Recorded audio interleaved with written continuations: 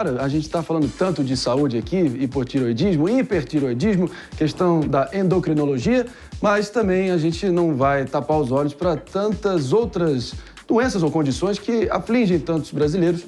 E é por isso que a gente está aqui recebendo ao vivaço no nosso estúdio o jornalista Tom Bueno. O Tom Bueno, que é fundador do canal Diabético, onde o Tom se dedica a levar informação sobre a doença que ele convive há quase 20 anos. Também tenho vários amigos, mas alguns amigos que padecem de diabetes, claro, com todos os cuidados necessários para deixar isso sob controle. Ele que também faz parte do Departamento de Educação da Sociedade Brasileira de Diabetes e, com certeza, ajuda muita gente com os seus relatos. Beleza, Tom? Como é que você está? Obrigado pela presença. Oi, André. Muito bom dia para você. Obrigado aí pelo convite. Prazer estar aqui com vocês para poder falar sobre um problema de saúde que afeta mais de 16 milhões de brasileiros. Tá aí, ó. Quando é que você percebeu, Tom, que a sua própria experiência poderia acabar orientando tanta gente?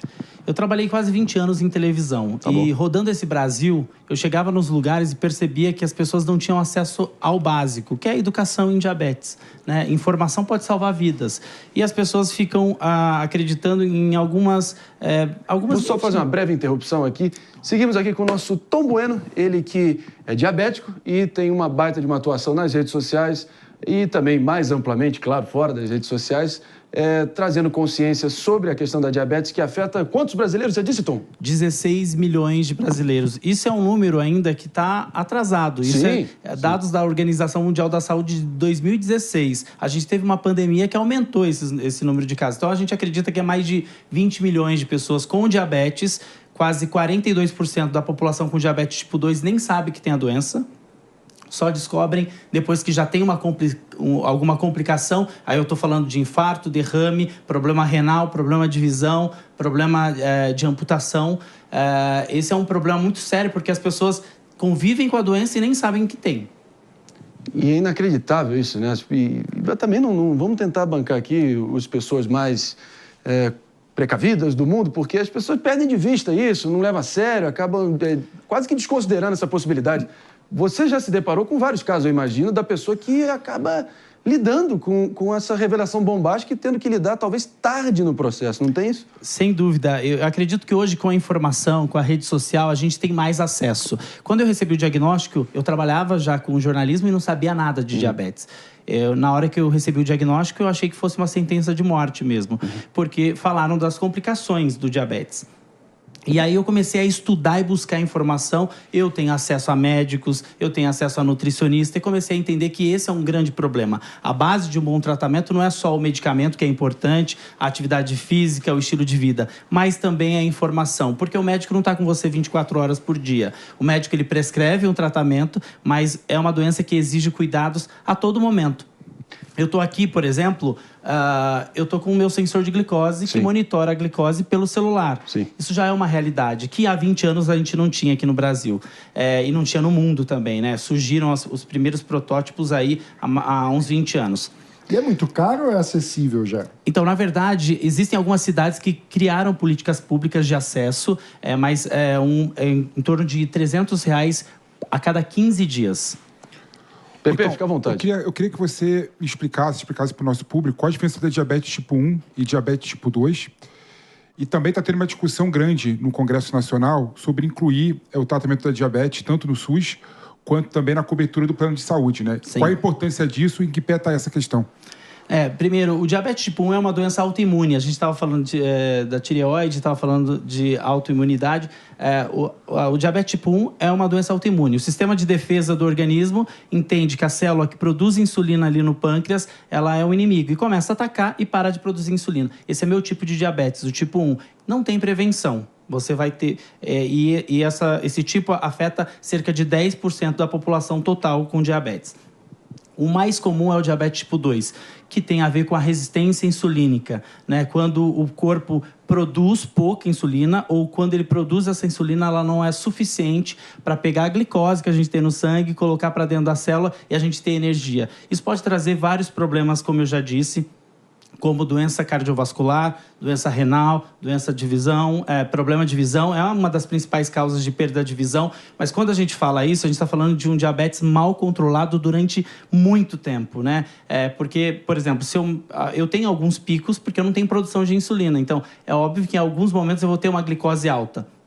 Mas eu não posso deixar que essa glicose alta se permaneça aqui durante 2, 3 ou até dias, meses, porque isso vai trazer prejuízo para a minha saúde. Tem um médico que faz uma analogia muito interessante, que é assim, sabe uma cadeira de praia? Quando você deixa uma cadeira na praia, você tem a outra, você leva para o seu apartamento. Você levou para a praia. O que vai acontecer com as duas, com o passar do tempo?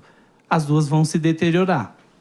A diferença da que está exposta, ela vai se deteriorar muito mais rápido. É isso que acontece com a glicose alta durante muito tempo. E aí ele estava falando sobre o tratamento do diabetes pelo SUS, né? Hoje o SUS, ele oferece um tratamento básico de insulina, medicamentos. A gente é um dos, se eu não me engano, eu acho que é o primeiro país do mundo com mais de 100 milhões de pessoas que oferece, né, uma insulina no Sistema Único de Saúde. Isso não acontece em vários países. Se você for para os Estados Unidos, insulina é coisa muito cara. Não é todo mundo que consegue bancar um tratamento.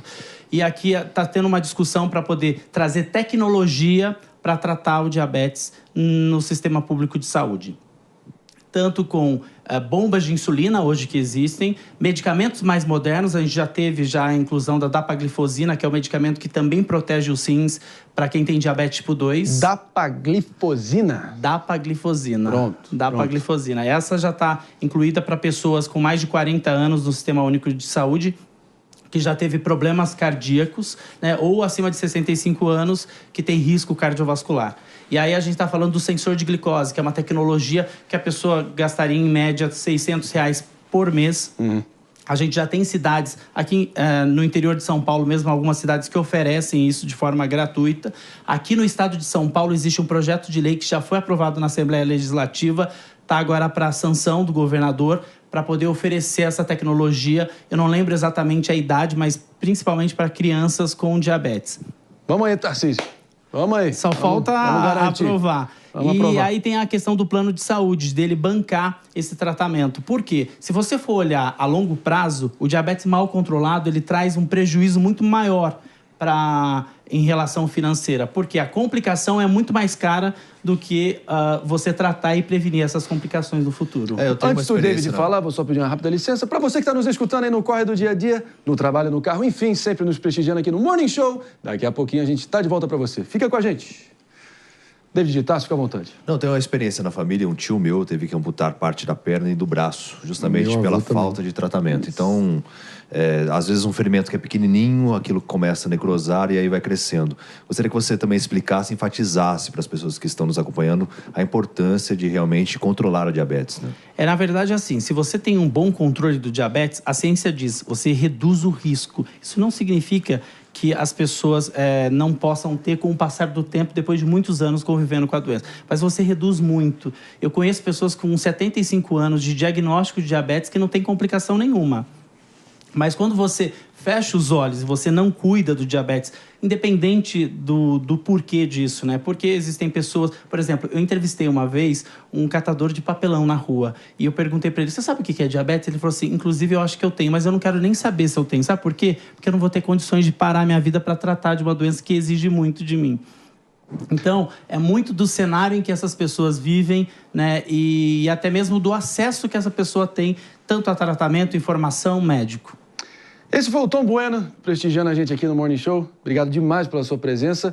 Convive há 20 anos com a diabetes, 20 anos não são 20 dias, e desfilou todo o seu conhecimento aqui. E, claro, recado final aqui para o pessoal que possa estar nos ouvindo, nos assistindo, com todo o alcance da Jovem Pan, para o pessoal aí também não dar chance ao acaso. O que você falaria? Eu falaria o seguinte, se você tem algum caso de diabetes tipo 2 na sua família, está acima do peso, faça exames para poder entender se você não tem alguma resistência insulínica ou um pré-diabetes. Pré-diabetes não é diabetes, tá? Pré-diabetes tem como você reverter. O diabetes é mais difícil porque não tem cura. E não acreditem em tudo que as pessoas vendem nas redes sociais. Muita gente vende cura.